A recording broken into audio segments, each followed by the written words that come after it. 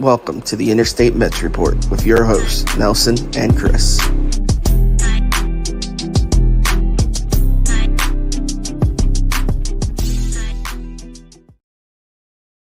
What is up, everyone? Welcome back to another episode of the Interstate Mets Report. It's your boy CP alongside my co-host Nelson. Appreciate you all coming on. Good to have you back, Nelson, right here alongside me. I know you missed Friday's episode, but what's been up, man? How's your weekend been? Good, a little busy, a little crazy, but appreciate you doing it solo on Friday. Um, and yeah, good to be back, and we got some things to talk about, even though there's not too much going on in Mets land. We're kind of pulling stuff out of our behinds, but it's all good. It's a struggle every single episode from here on out to make some content, but want to give everybody the opportunity to comment their thoughts in the comment section. All our regular listeners, hopefully, they're able to come join us, discuss some of the topics, and I'm sure we already got some guys in the chat. There we go. We got another All free agent uh, Asian player popping up. Jung-Hoo Lee, free agent, soon to be in 2024. Let's get it. What's up, man? How are you? Appreciate you tuning into the stream again. Yeah, as always, guys, I'm just gonna shout our YouTubes out. You know where to find us on X if you really want to follow us on there. You know where to find us. Subscribe to our YouTubes. I'm at CPNY Sports. Nelson's is at Amish Country Mets fan. Regardless of whoever's Twitter stream you're watching us on or YouTube stream you're watching us on, go shove love to all the accounts over here. And first and foremost, follow us on X at Interstate Mets, but I won't post our regular handles on X. We got a little bit of a time crunch today, going for about 50 minutes, and we'll get through all these discussions. And if you all have any questions as it pertains to anything that we're talking about here today, make sure you go ahead and drop those comments. But we got some burnt Verlander and Scherzer jerseys already going in the Mets fan base. So I don't personally, actually, you know what? That's funny. I haven't worn any baseball jerseys in quite some time. I have a Justin Verlander jersey. That's I don't that's gonna be something that years down the line, hopefully I can tell my kids about. Like, I bought this exciting new jersey from a, reigning Cy Young candidate, and he only lasted half a season on the Mets. So yeah, we'll see what happens with that. I'm not one to burn jerseys because I paid my hard-earned money for those, so I'll keep those. It'll be nice for a little day at the ballpark, a random day, 7 years down the line. I can wear my Justin Verlander Mets jersey. So we got Stevie Mac 23 in the building. Less than a week away until we find out if Mauricio will be a future Met or an offseason trade bait candidate. 100% agree, Stevie. August 19th. Mark your calendars. Whatever it takes. We get one answer one way or the other. I think that's how it's going to play out. I don't really see any sort of in between sort of stuff happening with Juan and Mauricio. So, they've been a good, the organization has been doing a good job hiding their plans with Ronnie Mauricio. So we'll see at that deadline. But shout out you, Stevie. Let's get into it though. Let's get into some of our topics that we have here today. Um, we got, we're gonna talk a little bit about a lot of things. My most exciting topic, I think, is gonna be top 5 free agent wish list for us. But we got first topic of discussion: Senga pitching innings limit for 2023. I don't know if they flat out came out and said that that was going to be a thing that they're going to try to implement. But Nelson, where do you stand on this topic in terms of Kodai Senga? We've seen this, an impressive rookie campaign out of Kodai Senga. He just, he's been compiling great start after great start. His most recent was against the Braves. Had a rough start to the outing, but really pitched nicely going into the 6th inning as well, against the Atlanta Braves. So where do you stand on this whole let's rest Senga? I know we talked about it on the stream yesterday, the Mets Roundtable, but for our viewers here, where do you stand on this topic? Yeah, like you said, we talked about it on the round table yesterday. I think it's a little early to shut him down now. I'll probably want to wait a little bit, but I'm fully on board with either capping his innings at like 4 or 5 or shutting him down completely come September. The tank is definitely on. We have no reason to keep throwing him out there. I don't want him to get hurt. I don't want, for some reason, let's say he blows his arm out and has to have surgery. At this point, this late in the year, you're going to end up losing him for a good chunk of next year, if not all of next year. I don't even want to take that risk. Um, I mean, he's been amazing. I love him. The only thing that I guess you could argue that they wouldn't want to do it, I could see them. He is in conversations for Rookie of the Year. I don't know that he'll win it. Obviously, there's some pretty good competition out there. Um, Corbin Carroll being one. But yeah, I mean, maybe you don't want to totally kill his chances by shutting him down, because I think if you shut him down, that probably ends that conversation completely. Other than that, I know you mentioned something about what the other I don't give a crap what the other guys think. I really don't. They can whine, complain if they want. Just shut up and do your job, because you haven't really been, most of you anyway. Um, I just want to know, is Jung Hoo is has he replaced Yamamoto? Because now I miss Yamamoto. I don't know. Does this mean we're not getting Yamamoto next year? Or are we moving on to Jung Hoo? Uh, but yeah, no, I love what Senga's done. Yeah, I don't have any problem with limiting his innings, or shutting him down come September if that's what they decide to do. You got to do what's best for the team for next year at this point, because we ain't winning anything this year. I agree. Obviously, Jung Hoo Lee said the tank is on, and pertaining to your question, he said Yamamoto is already signed, sealed, and delivered. And we'll get to Yoshinobu Yamamoto coming up here in our top 5 free agent wish list topic. But no, I completely agree. And I feel like a lot of, in terms of this topic in general, I feel like a lot of people forget, like, it is Kodai Senga's rookie season, but he's also 30 years old as well. So, like, we don't have a 24, 25-year-old pitcher on our hands here where, if he somehow does get hurt, we'll have another however many years, 5, 6 years left before he gets into the prime of his career. Like, that's not the case. Kodai Senga's 30 years old already. We need to preserve him for as long as we can. Obviously, I think he signed that 4-year deal with the Mets. But no, I completely agree. The Rookie of the Year candidate is an interesting topic. I don't think he's going to win it just because, like you said, it probably is Corbin Carroll to be the front runner for the Rookie of the Year. I think a couple other candidates mixed in there, but Kodai Senga probably is going to get a couple votes. I don't think he wins it, so I don't know how important that is. I don't know how important that is to him. But yeah, like you said, I brought it up on the Mets Roundtable podcast. If you don't tune into the Mets Roundtable podcast, make sure you tune into those every Monday night at 8 p.m. Eastern Standard Time. It's a great podcast. We do live streams on all of our channels. It's streamed to all of our channels. It's me, Nelson, and then we're joined. It's hosted by Talking Mets with Rob. He's the one that put that together. He's the mastermind of it. So go subscribe to his channel, and also Hayden is on there as well. And Hayden is in the chat here as well. Shout out Hayden. Let's talk with Hayden. Go ahead and subscribe to his channel as well if you're listening.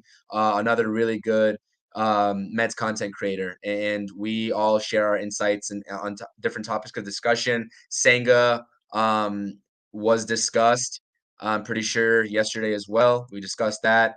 And yeah, it's just a great podcast. So go ahead and tune into that 8 p.m. on Monday nights weekly. So, and we got another fan of Hayden here. Hayden, you're the man for Jung Hoo Lee. But yeah, no, I completely agree.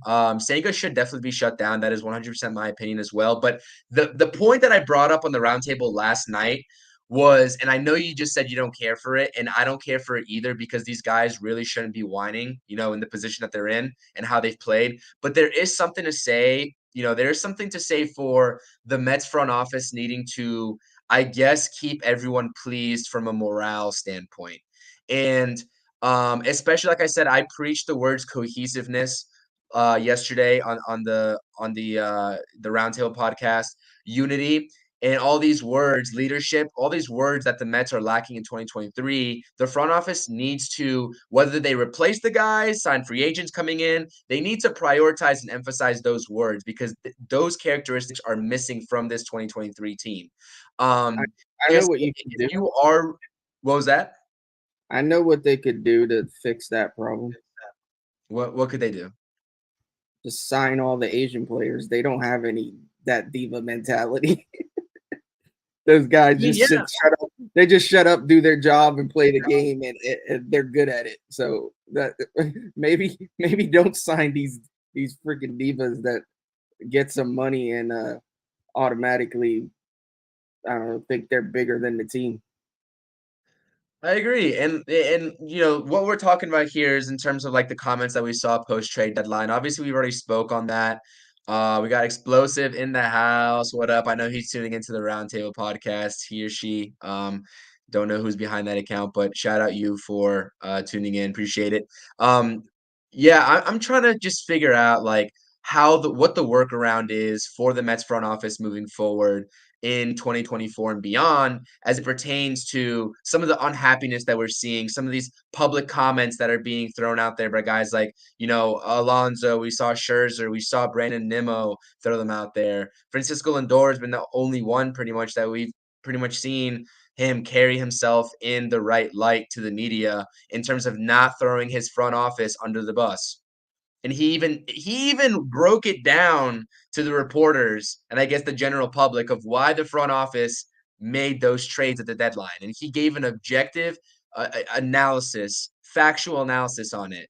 And then you got Brandon Nimmo saying that, I don't know why we're selling off guys and I got to have a conversation because they traded my friends that were Scherzer and Robertson and whoever else he's buddies with in the clubhouse. So it's not a good look, especially when he's got an 8-year deal. And how this relates to Senga being, shut down is obviously if you shut Senga down, then you're literally explicitly saying like we already know that they're trying to tank, but this is just another addition to the explicitness of them going in and saying we're going to tank for the rest of the season to get that top 6 draft pick. So I agree, shut him down, preserve his arm. He's going to be, 1, 2. I think it's going to be the 1 or 2 next year, depending on how free agency goes. So we definitely need him for 2024 and beyond. So we'll see what happens with there. Let's move on to the other guy that we should be talking about in terms of potentially being shut down or maybe getting his feet wet a little bit from that injury. And I don't know what the latest reports were on Edwin Diaz or are on Edwin Diaz. It's sort of a miraculous sort of recovery that it seems like he's making. Nelson, what have you seen in terms of Edwin Diaz and the 2023 talks, potentially seeing him pitch on the mound this year? Listen, he's been adamant since he first got hurt that he wanted to come back this year. He will tell anybody that listens that he wants to come back this year. I saw him. He was at I watch boxing a lot. He was at a fight, and he went back to like say what's up to one of the fighters, and they asked him about this year. He's like, "Yeah, I'm coming back in September." Like this, and this was a couple months ago. Like this guy is determined to pitch this year. The problem is, I don't think that's a good idea. I get it. I get why he wants to. I could even maybe get why the organization would want him to, just to get that peace of mind of get him on the mound. And if he looks like himself, then great. You don't necessarily worry so much going into next year. But I don't know, man. I just the downsides to it are to me outweigh the positives. But if he's so determined, I don't see how they're going to be able to shut him down and say if he thinks he's ready, if he's healthy enough. Um, I don't know. It's gonna be one. It's gonna be hard. They're gonna have to have that conversation with him because if he's out there, he's in full uniform, he's on the field tossing like he's ramping up, and they're gonna have a conversation with him about whether or not it's even a good idea to throw him in. And there's really no point other than, like I said, to maybe see where he's at and then like cross that off your checklist for next year. I guess I don't know, but like I said, the risk to me is the risk is a little too high. The team itself isn't gaining anything out of it. What he saves a couple games with big whoop. Um, I don't know. I love him. I can't wait to see him on the mound again, but I can't wait till next year. But we'll see what happens. I mean, it's mid-August. He hasn't started like a official rehab assignment or anything like that. So I don't think they're just gonna toss him right out there, obviously. So I think they're gonna have to make calls pretty soon because the minor league season ends a little sooner than the major league season as well. So they're gonna. I mean, I guess they could have him throw like simulated games and all that jazz. But I don't know. They're gonna have to figure it out soon. Hopefully, they just decide 2024 is what we're going with, but we'll see. No, I agree. I mean, there's no reason. We literally just sat there yesterday on the round table and we were discussing the abysmal series that we just saw out of the Mets and Braves, or out of the Mets, I should say, because the Braves just killed us. I can't believe that the Mets won that last game. That was a very huge shocker to me. But um, it's like, if we're talking about that, why are we talking about Edwin Diaz coming back in 2023? Like, we have spring training for a reason. These major leaguers have spring training for a reason. Like, let him use 2024 spring training to get his feet up under him. He doesn't need to come back into game action, rush it. And the last thing that I would ever want, and I say this with a grain of salt because I know how tough these knee injuries can be, if there's any sort of still structural imbalance with that knee and you're doing more damage than good in a 2023 wash season, do you know how much flack the front office is going to catch for that? And not only the front office, but the entire medical staff for even allowing him to do that. So I can't see it. It's too tight of a turnaround. I just can't see it. Shut him down and build for 2024. That is really that all that needs to be said here. Like, shut him down. Like, if he wants to throw bullpens, fine, because he's under direct supervision. People have control. They have manipulation of the mound, whenever they want, whatever. But do not let him get in the game. And then, you get even the comebackers, a potential comebacker at his knee. Like, I don't want to think about the worst case scenario here with Diaz. It's just not have him come back. So we'll see. But the thing is that, and we'll get to our top five here in just a second. We have a couple closers um, that we have, or relievers, I should say, on our list. It's going to be interesting to see how the Mets attacked free agency with the relievers in respect to the Edwin Diaz conversation.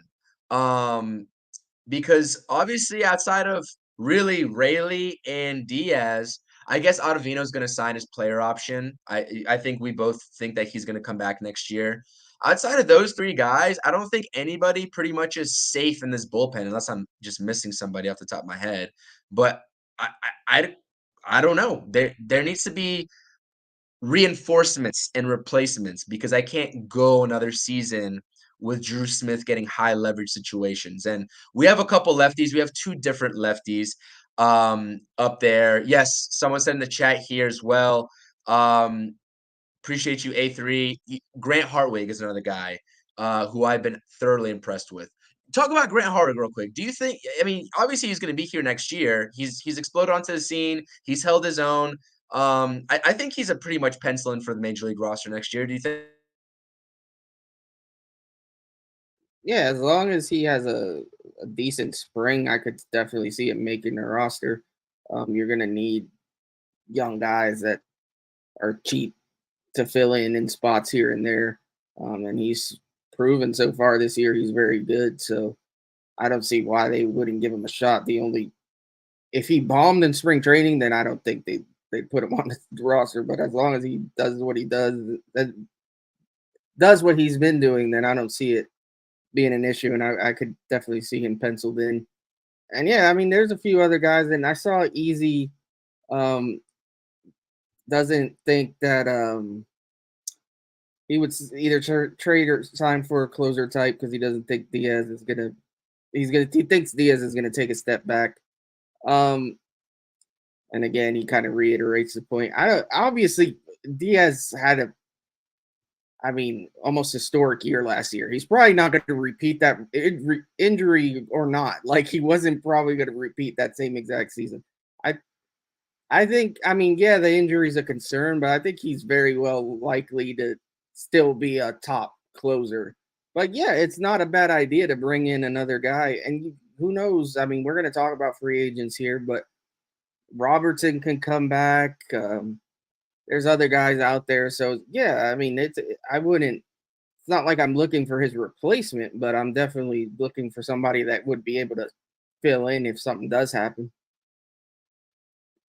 Yeah, that's a really good comment. So, I mean, I think outside of those four, right? Those are definitely, I think, shoo-ins for the bullpen.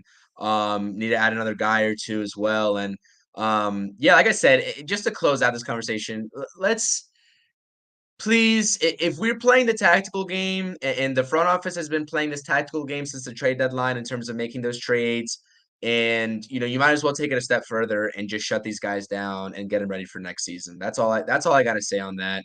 Both guys, and I get it. Edwin Diaz has pride. He wants to come back out there, show that he made this miraculous recovery. 100% noted. But at the end of the day, it we talk about team before me all the time with everybody else.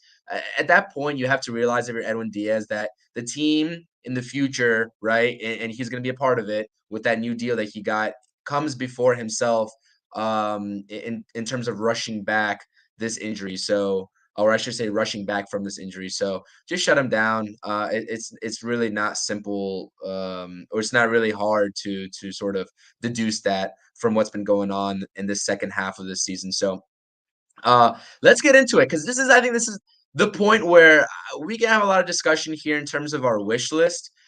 We did put together a little bit of an impromptu wish list here. Um, I'm gonna display Nelson's first. We created this last night, by the way. So this has already been pre-made. We didn't create it today. It was last night. I'm gonna add Nelson's up on here. I want you to take us through. Obviously, 1 and 2. You can definitely talk about them, but those are probably shoe-in candidates for everybody's wish list, right? By the way, I will caveat this by saying Ken Rosenthal has been putting out reports saying that the Mets are, quote unquote, the front runners at this point in the season, in this juncture of 2023, to sign Yoshinobu Yamamoto. They are heavily involved with him. So take it with a grain of salt, but they are actively targeting him. So go ahead now. What's funny about the reports coming out lately is just as quick as there were reports that we were going to tank and we weren't signing anybody. Now everybody's like flipping a script, and you got multiple reports saying we're probably going to be in on Shohei. We're definitely going to be in on Yamamoto. So, like we said before, don't believe the hype with the whole not competing next year. This team's going to compete, and Steve is going to sign who he needs to sign. We'll see who he ends up getting. But yeah, my list, and I actually forgot Jung-Hoo Lee. I probably would have replaced him at 5th over Chafin. He's a How solid, can you very forget solid. about Jung-Hoo Lee? He's right here in our comments. Well, when we were talking, you sent me a message at 1 a.m. about it. Like I had to come up with stuff off the top of my head. But Jung-Hoo Lee, solid outfielder from Korea. Um, like I said, I'm all about going all in on the Asian market, which is why Shohei has to be your number one, whether you think we sign him or not.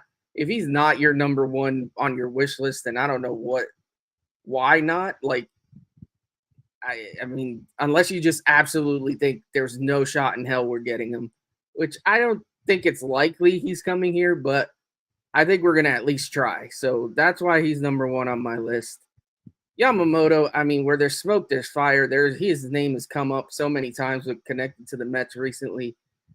That doesn't mean we're gonna get him, but I mean, we definitely are in a solid place, especially with Epler's connections in Japan. Obviously, with Otani, Senga, he's been to scout Yamamoto. Steve himself went to Japan to the WBC earlier this year. Like he's making connections out there. He ain't going out there for fun. Um, and then Jorge Soler, listen, we've had it. If we don't get Otani, that's more of a if we don't get Otani, because Otani would obviously be our DH. Wait, hold on, But Nelson. Before you get into Soler, what do you think about this? He asked for a reason why someone wouldn't want Otani. We have this right here. Mets need depth more than just one guy. That could be a potential yeah, sort of. but Otani solves two problems. He's a He starting does. pitcher and a He does. DH. But he takes up like what 550 mil in the I offseason don't spending, care. huh? It's not my money. I don't care. I don't. It's just like for I that agree. player, I'm throwing him all the money in the world. He is a man that takes two spots on your roster that are important spots, and he's just about an ace. I wouldn't. I can't, he's a better hitter to me than he is a pitcher, but he's up there. You could say he's a number two, and I'll give you that if you want to argue that. Um, but then he's your full time DH. We haven't had a DH. We just haven't. We last year we pieced it together. The end of the year worked out from the left side. Vogelback was pretty solid, but we never had a guy from the right side. And this year it's been a hot mess. Like we need to fix that DH spot. So Otani clearly fixes that spot.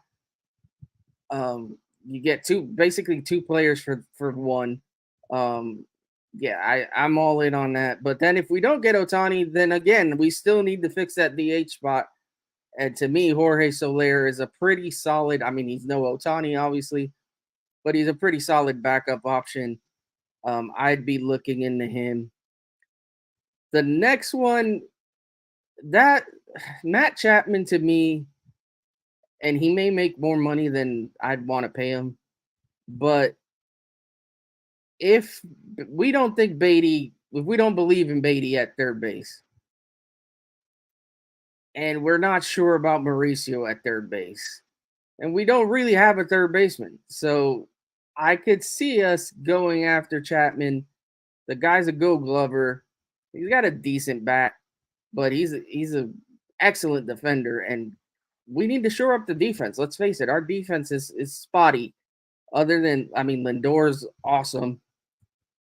Excuse me. Alvarez looks good behind the plate.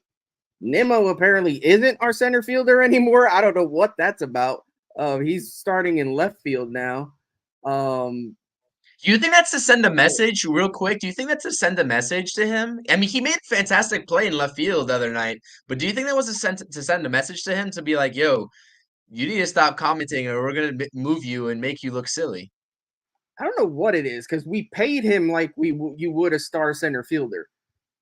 But let's face it, yeah, last year he looked very good in center. For the most part, he's never been a center fielder. He's more suited for the corner outfield spot. His arm stinks. That you can never argue any different. Um, I don't know, man. I don't know what they're doing. I don't know if they seen something from the kids in the minors that they've been trying in center, and they think we'll go. We'll start planning out for the future and see about moving Nemo over already. I don't know.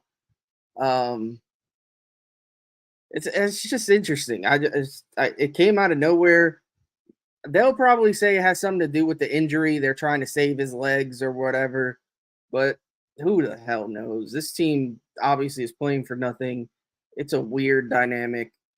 But yeah, if I could see them signing a Chapman and saying, "All right, we're rolling with him at third, and then figure everything else out around that."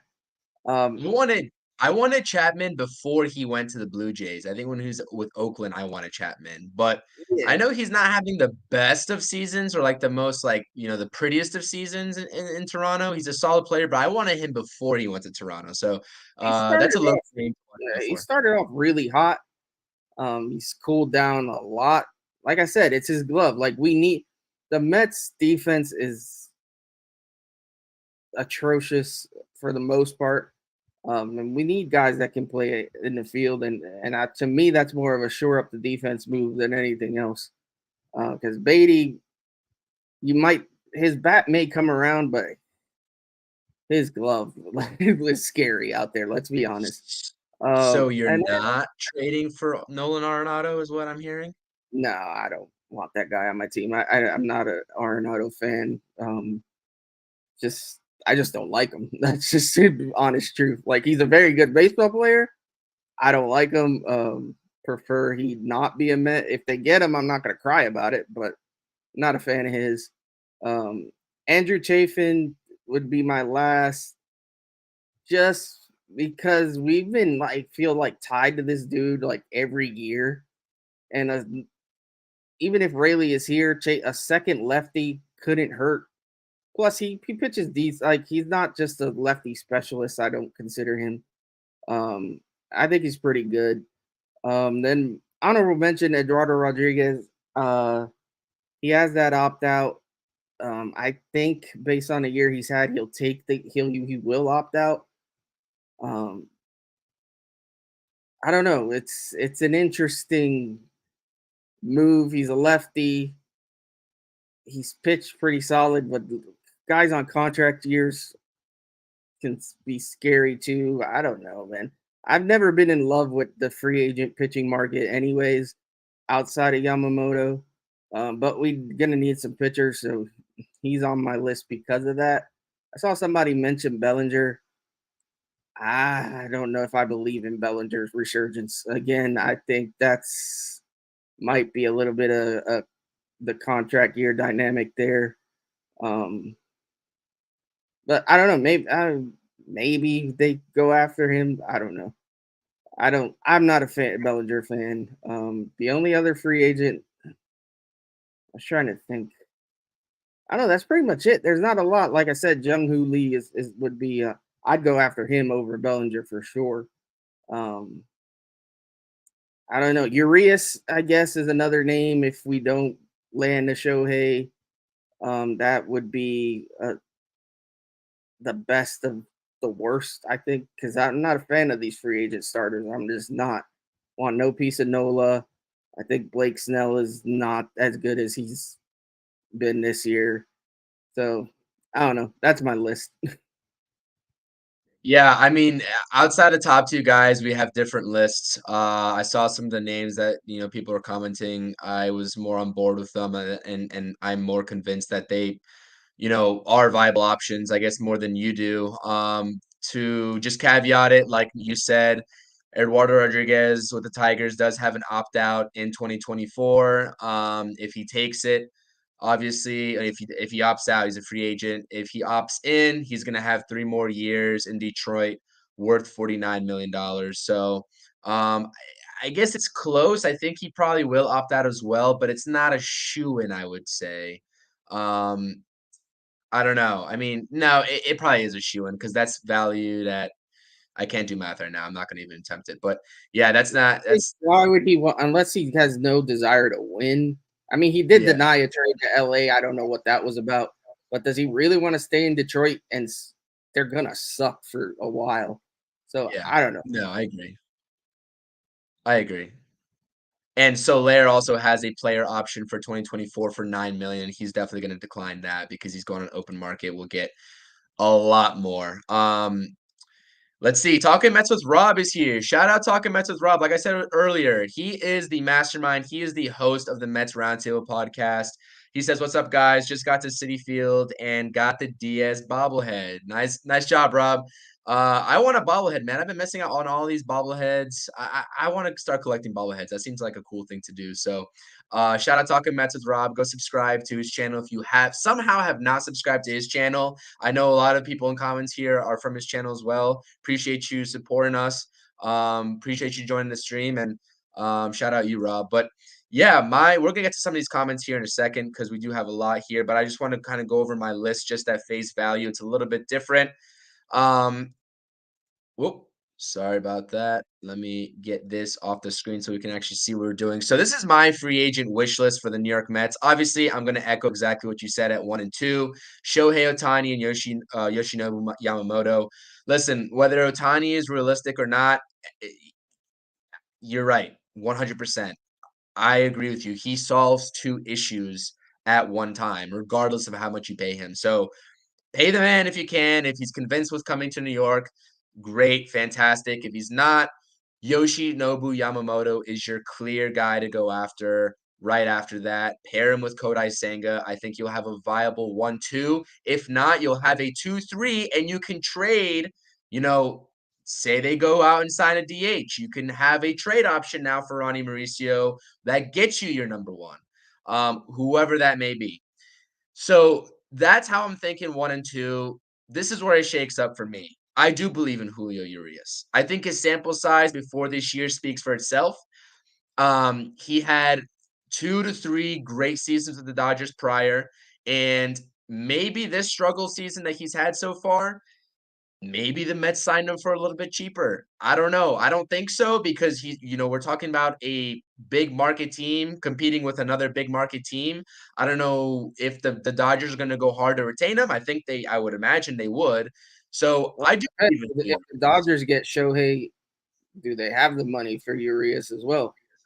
Exactly. So that's exactly why he's my number 3 because okay, Dodgers get Shohei, great. We can fill out our rotation 1, 2, 3, Urias, Senga, Yamamoto. I think that's viable. I think a lot of people sign up for that.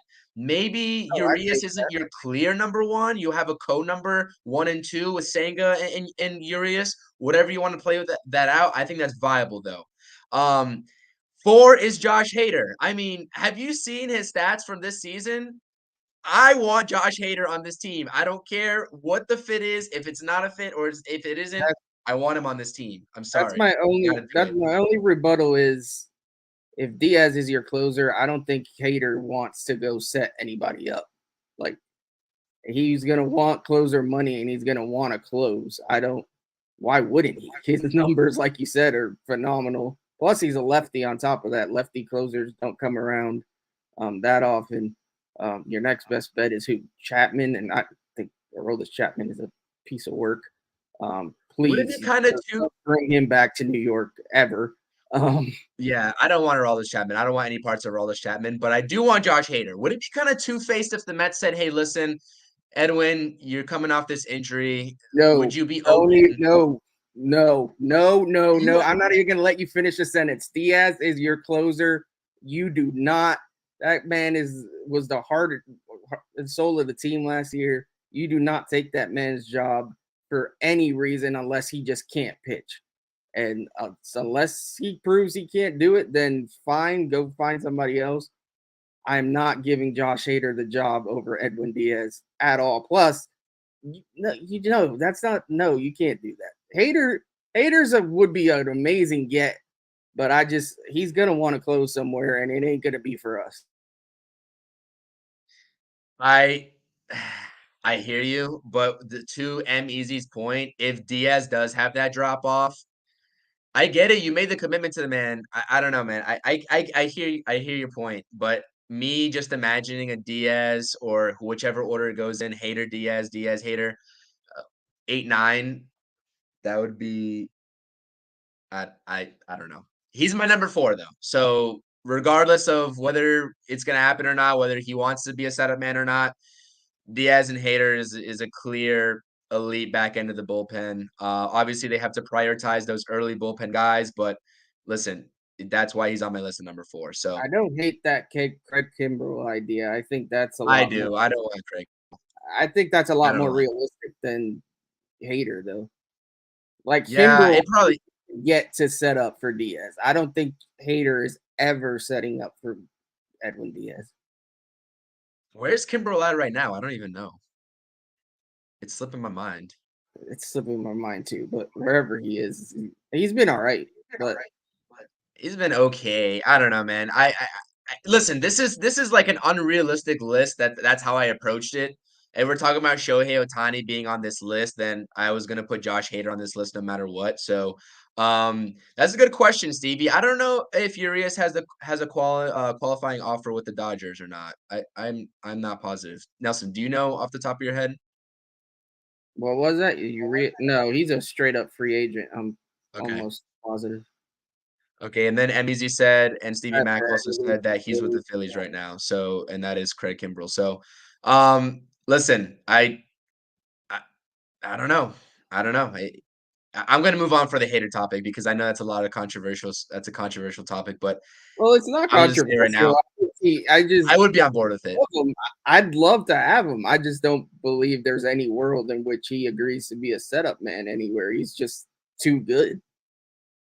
True. That's true. And then 5, I do believe in Cody Bellinger. I think that this year with the Cubs, I mean, this guy's hitting over 325, 18 bombs, over 9. I think he has a 975 OPS from the last time that I saw. I get your questioning, contract year, prove a deal, could definitely take a step back. I don't know, man. This is a former MVP we're talking about. I get the personality issue with him as well. He's a little bit of a dud from what I've heard. I don't know how he fits into the Just clubhouse. look at his last 3 years before this one, though. They were I horrible. I hear you. This is a shot in the dark for me. I wanted to go with something other than Jorge Soler, which I ended up doing anyways over here. I think the DH would be obviously. I mean, Cody Bellinger can play outfield, but Jorge Soler would definitely be your DH. But I wanted to just toss Cody Bellinger's name in because the guy that's having this sort of season for the Cubs, you really cannot just not toss his name in there. I completely get, the sample size is not there.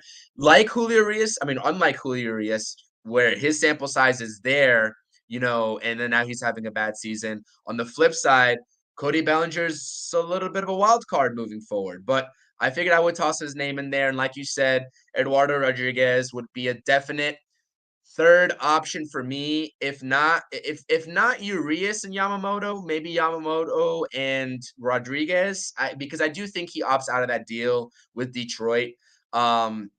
And so I think there's a lot of ways, and that's where going back to the deadline discussion about how the Mets didn't fill in and receive these pitching prospects back from these teams, and the fan base was like, where are the pitchers? Why is this another shortstop? Why is this an outfielder? Where's the pitching? There's ways to fill this rotation moving forward, and you're gonna get younger by default from the 240-year-olds that we had this season by doing so. So there's ways to fill this rotation. The rotation is going to be fine. That's not my concern. That is really not my concern. So I just wanted to say that no, Bellinger's not replacing Alonso. That's not a 1-for-1 I'm willing to take. Jordan Montgomery, Teoscar Hernandez. Teoscar Hernandez has taken a little bit of a slide this year. An all-around great player otherwise. I think To me, I think those are his defense. secondary pieces. They're not Yeah, high enough yeah, to be on a top yeah. 5 to me. Yeah, I would take Teoscar Hernandez, but I'm taking a guy like Soler and Bellinger before Teoscar Hernandez. But dude, listen, Teoscar Hernandez was electric when he was in Toronto. Don't get me wrong. I watched a lot of him in Toronto. If he comes to Queens and plays like he did in Toronto, I'm signing up for all that day or for that all day. Jordan Montgomery, I have not paid attention to Jordan Montgomery this season. That's a guy that I have not been paying attention to.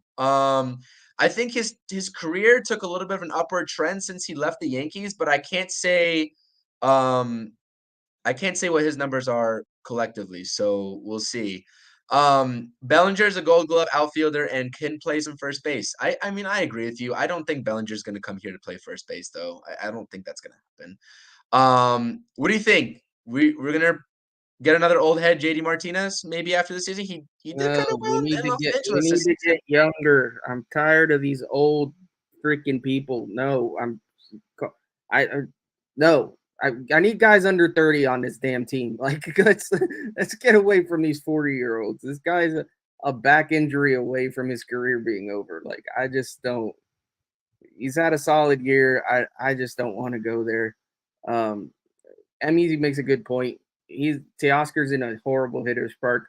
The City Field isn't a great hitter's park either, so you got to keep that in mind. So I don't know. I wouldn't hate having him for sure. Like if they sign him, then depending on what else they do, I'm not going to complain. But yeah, AP's had a lot of jokes. If the Mets played in Corona Park, would it help them win? I, I don't. I don't know what would help the Mets win at this point. This year, Let's they're answer not. this one. Let's Who answer this one. would you want to take with you on a haunted camping trip to Crystal Lake? Is there anybody in the Mets that I think has enough balls? Definitely not Brandon Nimmo. Um, Definitely not Pete. He's too much of a goofball. Um, Marte is ripped, but he can't run. Um, let's see. I honestly don't know. I don't know if uh I'm give me taking both. Kodai Senga because of his ghost sport. Listen, That's what give me I'm taking. because I think um he's pretty slow, so I could outrun him. I think. I mean, I'm a What'd you big guy say? too. Give me Vogel back because he's pretty slow. I I'm slow. I'm a big guy. I'm slow myself, but I think I can probably figure out how to outrun him and maybe survive that way. Yeah, I was gonna say that along the lines of that, but I don't know if you can outrun ghosts, so that's why I'm going Kodai. I got my man Kodai. He knows how to deal with the ghost, the ghost fork. So, um, yeah, man. Oh, this is an interesting name. Jeimer Candelario, um, third baseman. I think he just got traded from the Nationals to the Cubs. I think he's on a 1-year deal as well that he signed and coming over from Detroit to the Nationals. If I'm not mistaken, he's been having a really good season. He's been having a really good season, so that's an interesting name. But these guys are all lower tier guys to fill out the roster, like Nelson said. But yeah, we let's move on from this. I know you got a couple minutes. You got to get out of here shortly. I want to get your Verlander comments. Your thoughts and opinions about Verlander's comments here just recently, and then we can wrap this stream up. We talked about this on the roundtable yesterday. Give me your thoughts and opinions on this tweet, I guess, that Verlander sent out. I got no problem with the tweet. Like I said yesterday, my issues is more with the there's been a lot more leaks coming out of the clubhouse and the front office and staffers and this and that and the other, and that concerns me. I don't want to see this turn into the Wilpon Mets where every day there was a new report because somebody couldn't keep their mouth shut. So I hope Steve shuts that crap down. Um, if you're telling me to pick between Verlander and Scherzer, Verlander to me has clearly handled it better and said the right things. Scherzer's just been an a-hole. Um, Tried to throw the Mets under the bus every chance he got. Whether Verlander's a diva or not, probably is. Let's be honest. I could see that. I could see that personality from him. But as far as the comment about the analytics, anyway, like it's not like he's entirely wrong. The Houston has a top-notch analytics staff, and we're still building ours. Again, not to keep harping on the Wilpons, but they left Cohen with garbage, and it takes years to build an infrastructure. It doesn't happen overnight. That pitching lab opened a couple months ago. They're hiring new analytic people every year. They're and getting new guys in, and with new voices, sometimes there's disagreements. You have to. It takes time. It's gonna take time. It's not a 2 or 3 year thing. It's gonna take 5, 6, 7 years to really build this out. So he didn't really say anything that's not true. I mean, was if he was actually complaining about it, I think it's pointless because there's nothing we can really do about it at this point. So what? Just shut your mouth and do your job. But it's whatever. I don't. To me, I don't even care. I'm tired of talking about Verlander and Scherzer. To be honest, like they're not on the team anymore. Good luck to you in Texas and Houston. Hopefully, you kill each other in the playoffs. That might be fun to watch. But other than that, I mean, whatever. Yeah, I agree. If between those two guys, from what I know and from what the public knows, I would definitely take Verlander, and his word over anything that Scherzer had to say. But who knows? I mean, those guys didn't like each other. I didn't know that before the Mets signed Verlander. So I'm definitely tired of talking about these guys as well. They're not on the Mets anymore. It's really pointless. But I just wanted to sort of go over that with you because as it pertains to that pitching lab, the analytics, and how it's driving the Mets moving forward. So that's going to wrap it up for us. This was another episode of the Interstate Mets Report. Now, so I know you got to hop off here shortly. Just want to shout out the chat, everybody that showed out today. We had Nadine come and join in just recently. We had Game for War here. We got the OGs. Jay, we got MEZ talking Mets with Rob, Mets talk with Hayden, Jung Hoo Lee, Stevie Mac 23. Shout out Stevie Mac, man. Shout out Stevie Mac. Always here. I can Shout out always count on my guy AP. Stevie. Shout out AP joined as well.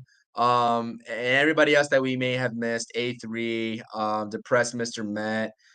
Just scrolling through the comments here, shouting you guys out. Explosive was in the building today as well. Appreciate you guys showing out, dropping those comments, talking Mets with us. at a point in time where we really don't want to talk Mets ourselves, or at least not as frequently, but we're here for you guys, providing you some, entertainment, some news, some content, some of our top 5 free agent wish lists that we have a little bit of different opinions on, but we'll see how it shakes out shortly. We'll see. This is why we do a duo show, to give you guys our thoughts and opinions. And if they're differing, it's better for perspective anyway. So subscribe to Nelson's YouTube at Amish Country Mets Fan. As always, make sure you go ahead and do that. He's also on X. I will shout you out on X here at Amish Country Met. Follow us on that weird app they call X now. Subscribe to my YouTube if you're watching on Nelson's. If you're watching on mine, go subscribe to Nelson's, like I just said. If you're watching on Nelson's, subscribe to mine at CPNY Sports. Follow me on that weird X app. I'm also on Instagram at CPNY Sports as well. First and foremost, follow us on Interstate Mets, posting irregularly, but hopefully regularly soon on X, on our Interstate show. X account. And then obviously hit that thumbs up. Definitely appreciate it. Subscribe if you haven't. Comment your thoughts, not only in the live stream, but on the replay. Drop those comments. I appreciate you all. This has been another edition of the Interstate Mets Report. We stream this every single Tuesday and Friday, barring any unforeseen circumstances. Nelson, do you have any last words before we exit the building today? No, thanks everybody for stopping in. Appreciate all you guys, especially the regulars. Don't, as always, don't be afraid to comment. We love to read your comments. And like Chris said earlier, I think in another episode, if you ever want to join us on the show, as long as we don't think you're like a total troll, like we're more than willing to have somebody else on to give their opinions as well. So just give us a shout anywhere here on YouTube or Twitter or whatever. And yeah, sub to the channel if you can at Amish Country Mets Fan. And yeah, have a good night. Let's go Mets. Definitely. I will say, I will back that up. We don't entertain trolls, but if you're here to talk ball, some serious ball, definitely we'll bring you up. But other than that, let's go Mets. We got a game tonight. We'll be tuning into a little bit, but I'm not sure if I can catch the whole game. But as always, we'll see how it plays out. As always, guys, we'll be back on Friday. Let's go Mets. See you all later. Thank you for watching the Interstate Mets Report, streaming Tuesdays at 5 p.m. and Fridays at 4 p.m. Eastern Standard Time. Make sure to like, comment, and subscribe to at Amish Country Mets Fan and at CPNY Sports.